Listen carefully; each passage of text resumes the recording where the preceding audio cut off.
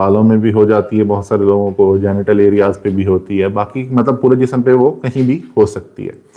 یہ اسکیبز کی first line treatment ہوتی ہے پریمیتھرین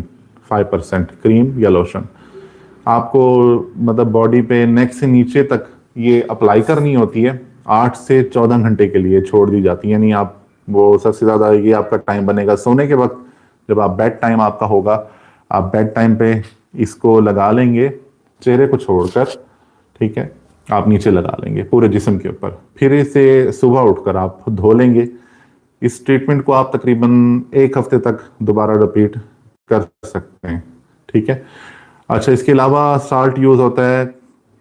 کروٹامیٹون 10%, وہ بھی کریم یا لوشن دونوں فارم میں مل جاتی ہے مارکیٹ کے اندر.